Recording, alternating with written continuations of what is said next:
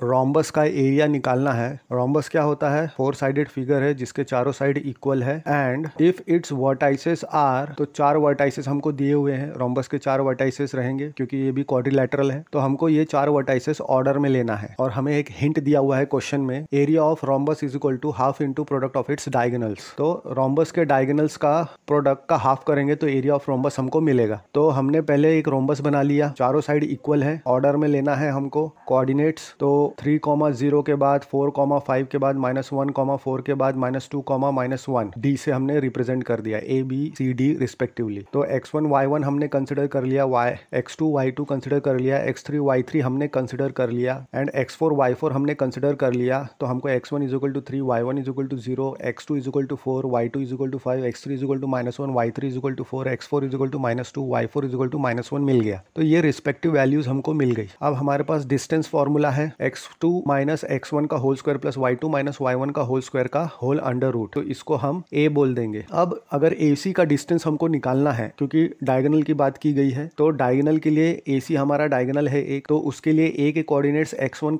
y1 हमने consider किया था, c का कोऑर्डिनेट x3, y3 कंसिडर किया था। तो उसका डिस्टेंस फॉर्मूला क्या हो जाएगा? x3 माइनस x1 का whole square plus y3 minus y1 का होल स्क्वायर का होल अंडर रूट। तो उसमें वैल्यू पुट करेंगे तो हमको क्या मिलेगा? 4√2 यूनिट्स सिंप्लीफाई करने के बाद। अब BD के लिए ये हमारा दूसरा डायगोनल हो गया, तो B के कोऑर्डिनेट्स क्या है? x2 y2 एंड D के x4 y4। तो हमारा डिस्टेंस फॉर्मूला कैसे बन जाएगा? x4 माइनस x2 का whole square plus y4 minus y2 का होल स्क्वायर का होल अंडर रूट। उसमें वैल्यूज पुट करेंगे तो हमको -2 -4 यानी -6 का स्क्वायर एंड -1 -5 यानी -6 का स्क्वायर यानी 36 प्लस 36 यानी 6√2 यूनिट्स हमको मिल जाएगा। अब जो एरिया ऑफ रोम्बस है, तो रोम्बस हमको ABCD दिया हुआ है, हमको फॉर्मूला भी दिया हुआ है हिंट में, half into product of its diagonal, और दोनों डायगोनल का हमने क्या निकाला है? डिस्टेंस निकाल लिया है। तो half into AC into BD करेंगे। AC हमने निकाल लिया है और BD भी हमने निकाल लिया है। AC 4√2 है एंड BD क्या है हमारा? 6√2 है। दोनों वैल्यू पुट कर दिया तो अब प्रोडक्ट में है √2 इंटू √2 2 हो जाएगा एंड हाफ हमने कट कर दिया 4 से, तो हमको क्या मिलेगा? 12 into 2 is equal to 24 square units. Simplify करेंगे तो सिंपल मल्टीप्लीकेशन है ये। तो एरिया ऑफ रोम्बस हमको क्या मिल गया? 24 स्क्वायर यूनिट। ABCD रोम्बस का हमको 24 स्क्वायर यूनिट्स मिल गया।